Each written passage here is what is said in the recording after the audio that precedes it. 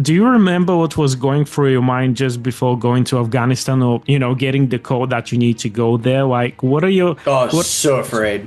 yeah, I was so afraid, but I think like that's I grew up in the mindset where it's not okay to really show any weakness or fear or anything. yeah, So I just kind of buried it, and I took on like kind of this more fun party yeah, boy kind of attitude. But internally, I was like terrified, Jesus. and I started doing things to like kind of subversively, I would say, degrade morale to a degree Okay. with my teammates. Hmm. Just because my hope was is that if I was a bad enough soldier, they would place me in a headquarters unit, Wow. and then I wouldn't have to go fight or Hmm. something. I'd get my parents would get their wish. They would Yeah. get me safe and sound. But I got assigned to a team that was we run in these what's called civil affairs team Alpha or civil affairs team Bravo. Yeah. And the Bravo is kind of more like stay behind. Same thing for the Green Berets, who are operational detachment Alpha or operational detachment Bravo. So I got assigned to one of those teams, and we work in 4-man teams. And my team sergeant was just a really cool hard charger. Really just kind of raised me up and instilled in me like courage and confidence. And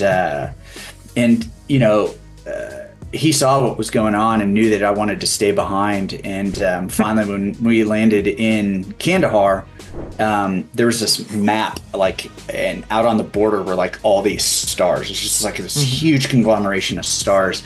And I remember we were in this briefing, and he goes, "What's that?" And he was like, and the Green Beret that we were with, he was like, "Oh, that place?" He's like, "That place is a shithole." He was like, "Everybody gets shot there." Wow. And so at that point on, like, my team sergeant Paul was like, "That's where we're going. That's where I want to go." And I was Whoa. like, "I don't want to go there." I was like, "I want to have nothing to do with that."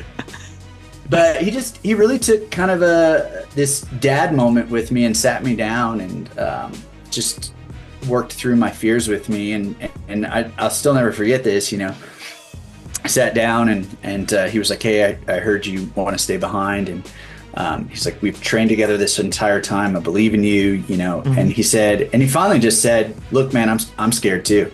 And him admitting that really kind of gave me the courage to kind of forge forward. And he just told me, "Hey, tomorrow we're going to get on that chopper. We're going out there, and we'll all be afraid together, but we're all going to come home together." Wow. And then he just put his hand on my shoulder, and he was like, "Look, courage is doing the right thing even when you're afraid." And so I've never forgotten that.